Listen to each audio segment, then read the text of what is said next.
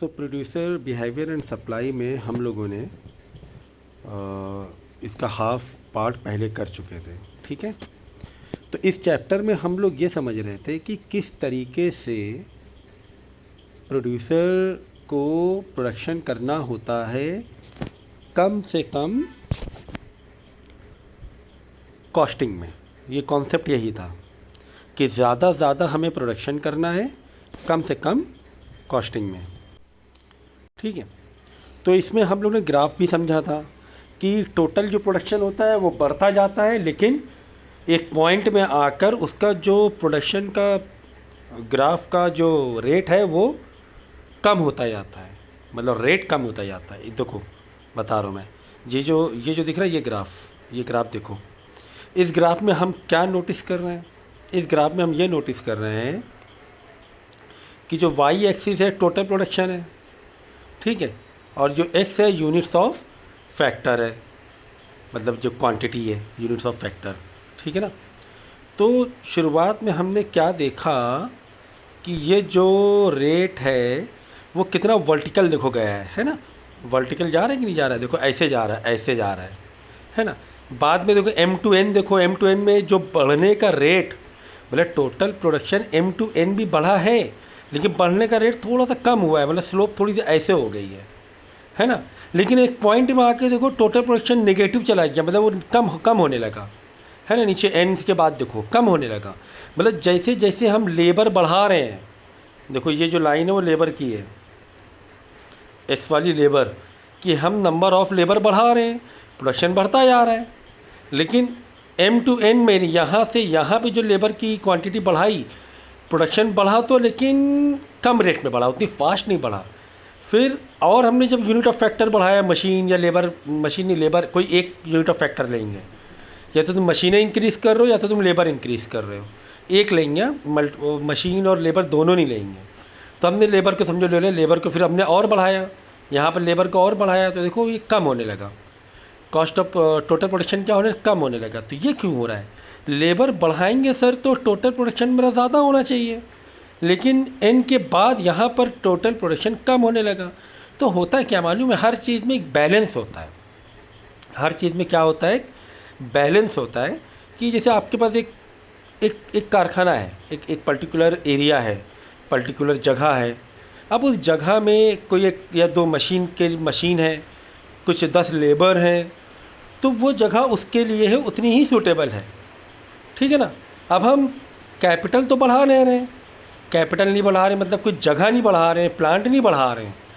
अगर हम लेबर को बढ़ा रहे हैं तो लेबर से तो जगह भी तो बढ़ाओ, मशीन भी तो बढ़ाओ, वो नहीं कर रहे हैं हम लोग। मशीन उतनी जो लैंड है यानी जो भी जगह है, जो प्लेस है, वो भी उतना ही। हम क्या कर रहे हैं, सिर्फ लेबर को बढ़ाते जा रहे हैं। तो ये बैलेंस नहीं होगा। सिर्फ लेबर को बढ़ाते जाओगे, एक पॉइंट में आने तक के तो प्रोडक्शन बढ़ेगा अच्छा, लेकिन फिर प्रोडक्शन उतना नहीं मज़ा आए, क्योंकि लेबर एक्स्ट्रा है, आपने जगह या मशीनें नहीं बढ़ाई हैं। लेबर ज़बरदस्ती आप एक्स्ट्रा लेबर बढ़ाकर जो काम की सेटिंग होती है, काम करने की जो पैटर्न होता है, वो पैटर्न तुम नहीं मैनेज कर पा रहे हो। एक बार में फिर एक पॉइंट आए, लेबर इतना बढ़ा दिया कि वो आपस में टाइम बर्बाद होने लगा और सेटिंग पूरी काम की बिगड़ गई, टोटल प्रोडक्शन क्या होने लगा, कम होने लगा, माइनस में जाने लगा। तो ये ग्राफ का मतलब समझना बहुत बहुत बहुत ज़रूरी है, क्योंकि एग्ज़ाम में ये आता है कि प्रोड्यूसर बिहेवियर का टोटल प्रोडक्शन कर्व बताओ। तो क्या करने का, पहले थोड़ा सा वर्टिकल ले जाओ, फिर थोड़ा सा जो झूला है थोड़ा सा स्लाइड कम करो, फिर नेगेटिव ले जाओ। इस तरीके से तुम्हें ग्राफ दिखाना है, ठीक है। उसके बाद देखो नीचे जो ग्राफ बना है मार्जिनल प्रोडक्शन, मतलब MPP का। तो MPP का मतलब क्या होता है कि जो मार्जिनल प्रोडक्शन कर्व है, मार्जिनल का मतलब ये होता है कि एग्ज़ाम्पल के तौर पे, इससे पहले का तो आपने पेज भेजा नहीं है। देखो होता है क्या मालूम है, अगर हम टोटल प्रोडक्शन की यहाँ टोटल प्रोडक्शन का बनाए, यहाँ पे हम बनाए MP का मार्जिनल प्रोडक्ट, ठीक है। जैसे पहला जो हमने एक लेबर रखा तो 10 समझो तुम्हारे शूज़ प्रोडक्शन किया, तो फ़िलहाल MP क्या है, 0 है, MP आगे से बढ़ता है। फिर हमने 2 लेबर रखा तो शू का प्रोडक्शन क्या हो गया, 20 हो गया, चलो 20 नहीं से 15 कर लो, 15 हो गया। 2 लेबर रखने पर। तो मार्जिनल जो प्रोडक्शन हुआ वो कितना हुआ, 5 ज़्यादा हुआ ना, है ना। यहाँ से ये वाला माइनस किया जाता है, 10 से 15 हुआ, मतलब 5 का फ़र्क आया। फिर 3 हमने रखा लेबर, 3 जब लेबर रखा तो 22 हो गया टोटल प्रोडक्शन। तो यहाँ पे लेबर मार्जिनल प्रोडक्शन कितना हो गया, 7 हो गया। 22 माइनस 15 करोगे तो ये होता है मार्जिनल। तो ये बढ़ता जाता, लेकिन एक पॉइंट में क्या हो जाता है, निगेटिव हो जाता है। ठीक है, क्या हो जाता है, नेगेटिव हो जाता है।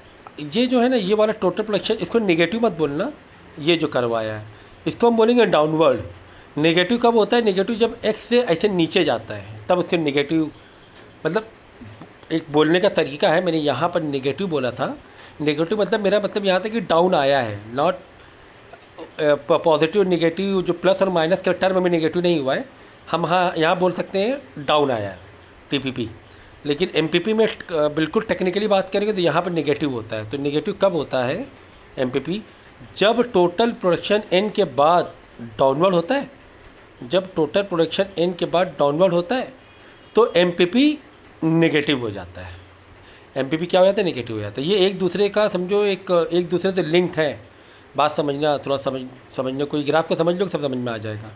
देखो, टोटल प्रोडक्शन बहुत तेज़ी से बढ़ रहा है तो एमपी यहाँ पे पॉजिटिव इंक्रीज़ हो रहा है एट ए टाइम। जो हमने अभी यहाँ पे टेबल बनाई थी, 10 में 0 था, 15 में 5 था, 22 में 7 था, समझो ये वाला हो रहा है। जब टोटल प्रोडक्शन का रेट उतनी तेज़ी से नहीं बढ़ा, मतलब पहले 10 हो गया था, फिर क्या हो गया, 2 लेबर रखे समझो 22 हो गया, 3 लेबर रखे समझो 40 हो गया, है ना। पहले 10 से 22 12, 22 से 40 में 18 का फ़र्क हो गया।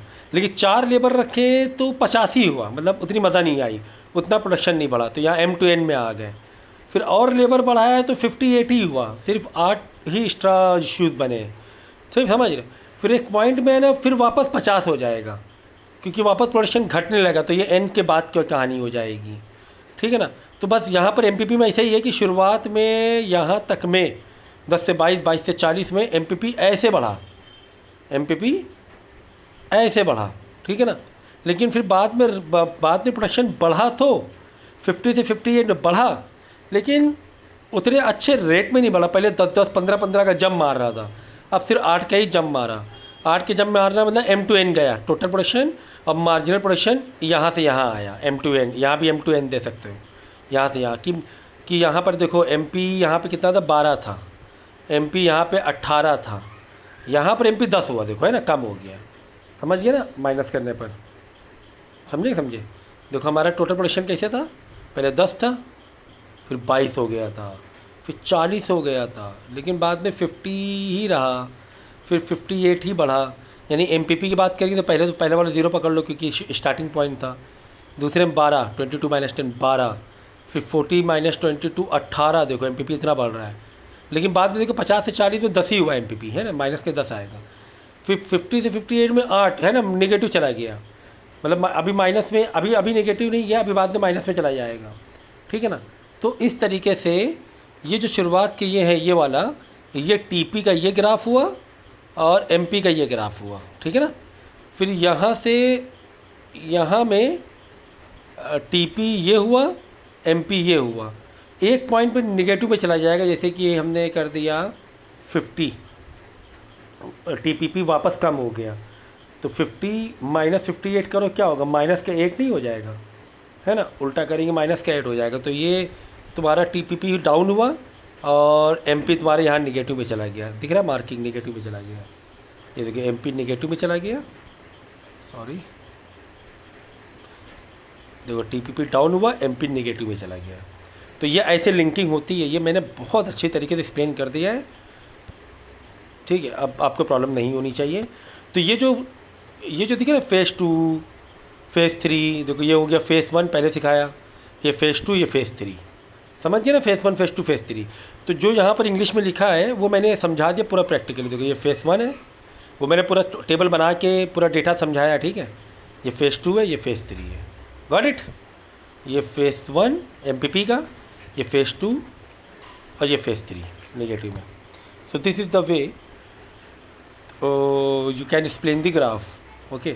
और यहाँ पर देखो एजम्पशन में ये है कि ये जो हम लेबर बढ़ा रहे हैं तो मतलब सिर्फ लेबर ही बढ़ाना है, फिर मशीन और जगह की जगह नहीं बढ़ानी है। बाकी सारी चीज़ें क्या रखनी, कांस्टेंट रखनी है। ओनली खाद छिड़कानी किस में करनी है, लेबर में। किस में, लेबर में, मतलब किसी एक में छिड़कानी करनी है। मशीन में करोगे तो मशीन कितना ही बढ़ाओगे तुम, एक मशीन दो मशीन, लेबर नहीं बढ़ा रहे हो तो मशीनें कौन चलाएगा, है ना। तो कोई भी वन मतलब फैक्टर जो रहेगा, फैक्टर प्रोडक्शन, जो लेबर होता है, मशीन होते हैं, पैसा होता है, कैपिटल होता है, जगह होती है, तो ओनली एक को छिड़कानी करनी है, बाकी सबको कांस्टेंट रखना है।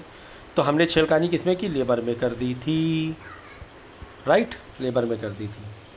तो यही असम्पशन है, यही असम्पशन है जो मैंने अभी बताया, ठीक है ना, कि टाइम, और ये जो ग्राफ है ये शॉर्ट टाइम पीरियड के लिए है, लॉन्ग टाइम के लिए नहीं। लॉन्ग टाइम के लिए हो सकता हो कि प्रोडक्शन तुम्हारा बढ़ जाए, लेकिन शॉर्ट टाइम में लेबर बढ़ाते जा रहे हो, ऑर्डर 10 दिन में पूरा करना है, लेबर बढ़ा रहे हो हर दिन, तो लेबर को मैनेज नहीं कर पाओगे। लेबर आएंगे, पहले ट्रेन होंगे, समझेंगे काम, तो 10 दिन का तो ऑर्डर ख़त्म ही हो जाएगा तब तक के। तो वेरी शॉर्ट टाइम के लिए ये चीज़ है कि लेबर ज़बरदस्ती बढ़ाते जा रहे हो, तो एक पॉइंट में है ना काम नहीं होगा, बेकार की चीज़ें ज़्यादा हो जाएंगी, काम मैनेज हो ही नहीं पाएगा। तो ये चीज़ मैंने पूरा एक्सप्लेन कर दी जो लिखा है यहाँ पर। तो रीज़न भी मैंने बता क्यों डिमिनिशिंग हुआ, क्योंकि सही सब्स्टिट्यूशन नहीं हो पाएगा, सही प्लानिंग नहीं हो पाएगी, फिक्स जो फैक्टर है उसका इस्तेमाल सही नहीं हो पाएगा, जगह छोटी है, मशीन एक है, लेबर तुम डाले जा रहे हो, एक्स्ट्रा डाले जा रहे हो, इसीलिए डिमिनिशिंग में चला जाएगा। कहाँ चला जाएगा, डिमिनिशिंग में चला जाएगा, मतलब निगेटिव होता जाएगा एक पॉइंट में आके, मार्जिनल प्रोडक्शन कर्व जो होगा, ठीक है ना। तो यही आपका क्या है, रीज़न है ना, रीज़न फॉर डिमिनिशिंग। उसके बाद देखो यही जो मैंने अभी आपको टेबल बताई थी वो यही थी, है ना। एक लेबर बढ़ाया, प्रोडक्शन 20 हुआ, 2 लेबर बढ़ाया 35 हो गया, 3 में 45 ही हुआ, 4 में 85 ही हुआ। तो मार्जिनल क्या हुआ, पहले 20, ऐसे माइनस करो ना, ऐसे माइनस करोगे ना, पहली बार में 20 रख लो, ज़ीरो मत रखो, चाहिए तो वैसे ज़ीरो भी रख सकते हो। यहाँ पर जो मार्जिनल है, चाहो तो पहला वाला टोटल प्रोडक्शन जितना उतना ही रख लो आप, कोई दिक्कत नहीं है, ठीक है। ये वाला, ये 20 का 20 आ गया। बाद में देखो 20 से 35 हुआ, मार्जिनल 15 हुआ, फिर 10 हुआ, फिर 5 हुआ, ठीक है। और वहाँ ज़ीरो से भी तुम स्टार्ट कर सकते हो, फिर बाद में एक पॉइंट में नेगेटिव जा सकता है। तो लॉ ऑफ रिटर्न स्केल देखो, लॉ ऑफ रिटर्न स्केल क्या है, law of return to scale मतलब कि, लेकिन यहाँ पे देखो क्या लिखा हुआ कि डिलीटेड फ्रॉम सिलेबस, सिलेबस से डिलीट कर दिया गया है। तो मैं थोड़ा सा बताया, तो law of return of scale ये और रिटर्न टू स्केल ये हो जाता है कि आपने किस हिसाब से फैक्टर्स को बढ़ाया है और आपको रिटर्न कैसे मिल रहा है। तो वहाँ पर बेटर मतलब बेस्ट जो ये है कॉम्बिनेशन है कि बेस्ट कॉम्बिनेशन क्या हो सकता है। यहाँ पर ये वाला कॉम्बिनेशन हो सकता है, मतलब 2 लेबर पे कॉम्बिनेशन हो सकता है, कि 3 लेबर पे कॉम्बिनेशन हो सकता है, अच्छा कॉम्बिनेशन 4 पे हो सकता है, 4 पे तो बिल्कुल अच्छा नहीं हो रहा है, ठीक है ना। तो कहाँ जहाँ पर मार्जिनल प्रोडक्ट ज़्यादा आएगा वहाँ पर आपको, जहाँ पे मार्जिनल आपको ज़्यादा मिल रहा है वो आपका बेस्ट कॉम्बिनेशन होता है। यही होता है return, law of return to scale, ठीक है, जो कि अभी डिलीटेड है।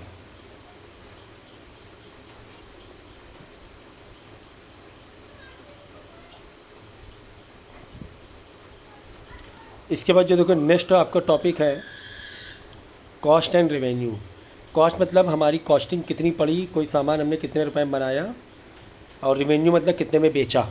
रेवेन्यू मतलब कितने में बेचा, हमने 100 में बनाया और 150 रुपये में बेच दिया या 120 में बेच दिया, तो 50 रुपये क्या हो गया तुम्हारा, या 20 रुपये 120 बेचा, 20 रुपये तुम्हारा प्रॉफिट हो जाता है, ठीक है। और यहाँ पर कुछ आपको इम्पॉर्टेंट फार्मूले हैं, total cost, total variable cost, average fix cost, average variable cost, ये आपके कुछ फार्मूलाज हैं, ठीक है। ये फार्मूला आपको समझना चाहिए। टोटल कॉस्ट मतलब टोटल फिक्स कॉस्ट और टोटल वेरिएबल कॉस्ट को मिला के टोटल कॉस्ट बनता है। टोटल फिक्स कॉस्ट मतलब आपने मशीन खरीदी, जगह खरीदी, ये हो गया total fix cost. Total variable cost मतलब लेबर है ना, लाइट का बिल है, जितना भी आप मशीन चलाओगे उस पर डीजल है, ये वेरिएबल कॉस्ट है। या लेबर का वेजेस हो गया, तो जितना ज़्यादा वो काम करे उतना आपको वेजेस देना पड़ेगा। लेकिन फिक्स तो फिक्स हो गया, मशीन लिया है, आप उसको तुम प्रोडक्शन करो या ना करो, फिक्स कॉस्ट है। तो दोनों को मिलाकर क्या निकलता है, टोटल कॉस्ट निकलता है, टोटल फिक्स कॉस्ट और टोटल वेरिएबल कॉस्ट। अब यहाँ पे मैथ की एक थोड़ी सी ये है, बताया गया है कि टोटल वेरिएबल कॉस्ट निकालना है तो फॉर्मूले को लेफ्ट राइट करो। जैसे टोटल वेरिएबल कॉस्ट यहाँ रखोगे, वन साइड रखोगे टोटल वेरिएबल कॉस्ट, तो टीएफसी वहाँ भेजो तो टीसी में से टीएफसी माइनस हो जाएगा। कोई भी साइड कोई भी चीज़ है ना इक्वल टू के उधर जाएगी, अगर यहाँ पे प्लस में तो वहाँ जाके माइनस हो जाएगी। तो वही फार्मूला घुमा फिर आके, तो उसमें कंफ्यूज मत हो, आपको ऊपर टॉप का मेन फार्मूला याद रखना है। कौन सा? ये वाला फार्मूला याद रखना है, ठीक है ना, मेन ये। उसके बाद average variable cost. Average variable cost क्या होता है? तो ये वाला फार्मूला याद रखना है, ये वाला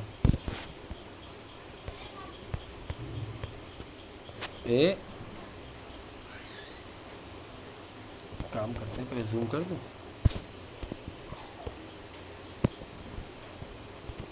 हाँ, एवरेज वेरिएबल कॉस्ट वाला फार्मूला याद रखना है, ये वाला। एवरेज वेरिएबल कॉस्ट क्या होता है? Total variable cost divide by quantity. Average variable cost मतलब टोटल वेरिएबल कॉस्ट, कितना भी टोटल वेरिएबल 10,000 रुपये आया, सब लेबर को दिया, और टोटल 5 लेबर थे तो 10,000 डिवाइड बाई 5, तो ये हो जाएगा एवरेज वेरिएबल कॉस्ट। ठीक इसी तरह एवरेज फिक्स कॉस्ट का ये वाला फार्मूला याद रखना है, बस उधर का मत याद रखो, ये याद रखो। जो मैं मार्किंग कर रहा हूँ उसको लिखते रहो। Total fix cost divide by quantity. अब टोटल फिक्स कॉस्ट निकालना है तो क्वांटिटी यहाँ डिवाइड में, उधर जाकर मल्टीप्लाई हो जाएगा, तो वो वही वहाँ पे दिया हुआ है, ठीक है ना। ये दो फार्मूले ये याद रखने। दूसरा याद रखना है एवरेज कॉस्ट, मतलब एवरेज टोटल कॉस्ट का। एवरेज टोटल कॉस्ट का formula total cost divide by quantity. तो ये 3 फार्मूले तो वेरिएबल एवरेज वाले हो गए। Average fix cost, average variable cost, average total cost, ये याद रखना। इसके बाद मार्जिनल कॉस्ट का फार्मूला याद रखना है, change in total cost upon change in quantity. जैसे 10 से 15 हो गया था कॉस्टिंग, लेबर जहाँ पे 1 था यहाँ पे 2 लेबर हुआ था, ठीक है ना। तो 10 से 15 में मार्जिनल कितना आया? 5 आया, तो चेंज इन टोटल कॉस्ट 5 आया, divide by change in quantity कितना हुआ लेबर की, 2 में से 1 माइनस करो तो 1, 5 डिवाइड बाई 1 ऐसे, ठीक है। तो ये मैंने शायद पूरा समझाया था, आप याद करना, एक बार पढ़ना समझ में आ जाएगा। ये वाले फार्मूले मैंने समझाया, तो ये इतने फार्मूले तुम्हें याद करने हैं, ठीक है। मार्जिनल कॉस्ट का ये भी फार्मूला याद किए तो पता ही मार्जिनल कॉस्ट क्या होता है, टोटल वेरिएबल कॉस्ट ऊपर का, फिर माइनस नीचे का माइनस करते हैं, तो ये तो पता ही है आपको मार्जिनल कॉस्ट का। इसको कॉस्टिंग का मीनिंग क्या है भाई? प्रोडक्शन करने में जो भी खर्चा आता है, इनपुट, जैसे आपने लेबर का वेजेस हुआ, फिर फिक्स कॉस्ट हुए, वेरिएबल कॉस्ट हुए, लाइट के बिल हुए, ये सारी चीज़ें क्या होती हैं? कॉस्टिंग में जोड़ी जाती हैं, ठीक है ना। उसी हिसाब से फिर कॉस्ट निकाला जाता है। अब उसमें 2 टाइप कॉस्ट होते हैं, एक एक्सप्लिसिट एक इम्प्लिसिट। ये बहुत इंपॉर्टेंट है। एक्सप्लिसिट कॉस्ट मतलब एक्चुअल मनी एक्सपेंडिचर, जो फर्म एक्चुअल मनी एक्सपेंडिचर करता है रॉ मटेरियल लाने में, लेबर को देने में, लाइट का बिल देने में, ये होता है एक्सप्लिसिट, जो एक्चुअली हम दे रहे हैं पैसे उस चीज़ को बनाने में, उस प्रोडक्ट को मैन्युफैक्चर करने में, ठीक है। और इम्प्लिसिट कॉस्ट क्या होता है? इम्प्लिसिट कॉस्ट ये होता है कि आप एक्चुअली पैसे तो नहीं दे रहे हो, दुकान का रेंट नहीं दे रहे हो आप, लेकिन दुकान तुम्हारी है, तो तुम्हें ऐसे कॉस्टिंग निकालनी, दुकान तुम्हारी है, तुम्हें रेंट नहीं देना पड़ रहा है। अगर दुकान रेंट में लेते तो कितना रेंट देना पड़ता, तो वो होता है इम्प्लिसिट कॉस्ट, जो छुपे हुए कॉस्ट होते हैं। तुम भी दुकान में बैठ रहे हो, सामान बेच रहे हो, तुमने क्या किया, तुम्हारे साथ जो लेबर है उसको सैलरी दे रहे हो, उसका तुमने खर्चा लगा लिया कॉस्टिंग में कि यार इतना सामान बेचा, इसको अब सामान का तुम्हें वो कॉस्टिंग का जोड़ना है तुम्हें, कि लड़कियों को कितना खर्चा दिया है ना, लाइट का बिल इतना दिया। भाई तुम भी तो दुकान में बैठो, तुम अपना भी तो टाइम जोड़ो, तुमने भी तो मेहनत की है, तो तुम्हें तुम्हारा सेल्फ एम्प्लॉयड का भी जोड़ना पड़ेगा, सेल्फ ओन का भी कॉस्टिंग कि अगर मैं कहीं और काम करता मुझे इतनी सैलरी मिलती है 10,000 रुपये 20,000 रुपये, चलो मैं यहाँ पे मेरी दुकान में बैठा हूँ तो मुझे मेरी भी सैलरी जोड़ना पड़ेगा मुझे। तो जो implicit cost very very important, very technical, क्या ऐसे कॉस्ट जो छुपे होते हैं कि दुकान तुम्हारी है, तुम जोड़ ही रहे हो दुकान के, तुम सामान लाए 100 का सामान लाए, 120 का तुमने बेचा, तुम्हें क्या लगा 20 रुपये प्रॉफिट हो गया, तुम खुश हो गए। नहीं भाई, 20 रुपये प्रॉफिट नहीं हुआ, तुम बैठे हो दुकान में, तुमने टाइम लगाया, उसका 5 रुपये अलग जोड़ो एवरेज में। तुम्हारी दुकान है, रेंट भी अगर देते रेंट आता 5 रुपये उसका अलग हटाओ, तो 10 ही रुपये प्रॉफिट हुआ। ऐसे समझिए ना, ऐसा एक एवरेज में लेना पड़ता है, उसे बोलते हैं इम्प्लिसिट कॉस्ट, बहुत इंपॉर्टेंट है इम्प्लिसिट कॉस्ट। ठीक है, उसके बाद तो कॉस्टिंग में और भी अलग अलग तरीके से कॉस्ट को हम ये कर सकते हैं। देखो, तो ये टोटल कॉस्ट आ जाता है, explicit cost plus implicit cost, दोनों मिला के टोटल कॉस्ट हो जाता है। तो ये हो गया, अलग अलग तरीके से कॉस्टिंग के टाइप दिए हुए हैं। ठीक है ना, जैसे एक्सप्लिसिट कॉस्ट, इम्प्लिसिट कॉस्ट एक अलग तरीके से टाइप दिया है। इसके बाद देखो, फिक्स कॉस्ट, वेरिएबल कॉस्ट।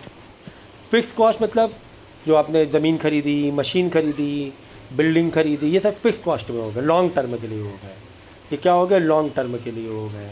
ठीक है, कोई लोन लिया 20 साल का, उस पर तुम इंटरेस्ट दे रहे हो, वो सब फिक्स कॉस्ट हो गए।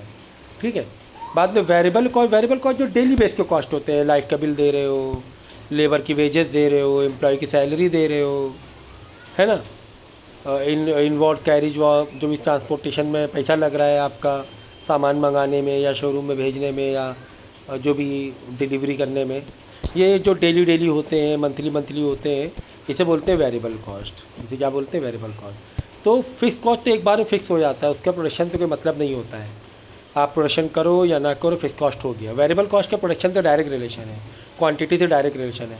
जितना ज़्यादा वेरिएबल कॉस्ट होगा उतनी ज़्यादा क्वांटिटी प्रोडक्शन करोगे। जितना रॉ मटेरियल मंगवाया उतना चीज़ें बनेंगी ना, उतना प्रोडक्शन होगा। जितना लेबर मंगवा ले, लेबर जितना काम करेगा उतना प्रोडक्शन होगा। तो वेरिएबल कॉस्ट बढ़ेगा मतलब प्रोडक्शन बढ़ेगा। फिक्स कॉस्ट तो फिक्स है, ठीक है ना। तो आप प्रोडक्शन नहीं करोगे तो आपका नुकसान हो रहा है। प्रोडक्शन करो जल्दी से, जल्दी चीज़ क्योंकि फिक्स कॉस्ट, मशीनें रखी हुई, पैसा फंसा हुआ है आपका। तो इसीलिए फिक्स कॉस्ट शॉर्ट टर्म के लिए क्या होता है, फिक्स होता है। 150 है भाई। अब आउटपुट 1 निकालो या 2 निकालो, 3 निकालो, 4 निकालो। तुम 1 जूता बनाओ, 2 जूता बनाओ, 3 जूता बनाओ, 4 जूता बनाओ, मशीन का फिक्स कॉस्ट फिक्स हो गया। तुम एक जूता नहीं बनाओगे तो भी 150 रुपये है। ये हो गया फिक्स कॉस्ट की टेबल, ठीक है ना। वेरिएबल कॉस्ट मैंने बता दिया, वेरिएबल कॉस्ट मैंने बता दिया, ठीक है ना। तो ये आपका हो गया फिक्स कॉस्ट और वेरिएबल कॉस्ट का। वेरिएबल कॉस्ट टेबल कैसे बनेगी मालूम है, आगे पेज आपने नहीं दिया हुआ है। चलो 0 पे 0 रहा, 0 पे 0, ठीक है, वेरिएबल कॉस्ट की, क्योंकि कोई लेबर नहीं, कोई प्रोडक्शन नहीं। 1 लेबर बढ़ा, प्रोडक्शन बढ़ जाएगा। 2 लेबर बढ़ेगा, प्रोडक्शन यहाँ बढ़ता जाएगा। 3 लेबर बढ़ेंगे, प्रोडक्शन और बढ़ेगा। यहाँ पे टेबल आप देखना आगे पेज में। तो इस तरह वेरिएबल कॉस्ट की टेबल बन जाएगी, ठीक है। तो यहाँ तक मैंने समझा दिया है और काफ़ी टेक्निकल चैप्टर है ये, तो इसको अच्छे से पढ़ना। कहीं पर पर्टिकुलर कोई पैराग्राफ में, क्योंकि मैंने लाइन वाइज वर्ड वाइज नहीं समझाया, मैंने एक आपको इसकी मीनिंग जो भी इंग्लिश में लिखा था इसकी मीनिंग मैंने समझाई अपने तरीके से। तो जो भी पर्टिकुलर सेंटेंस में, पर्टिकुलर वर्ड में, पर्टिकुलर पैराग्राफ में अगर आपको डाउट लगता है तो उसका आप स्क्रीनशॉट मार के मुझे भेजना और उसको मैं फिर से पर्टिकुलर टॉपिक को एक्सप्लेन करके भेज दूँगा, ठीक है।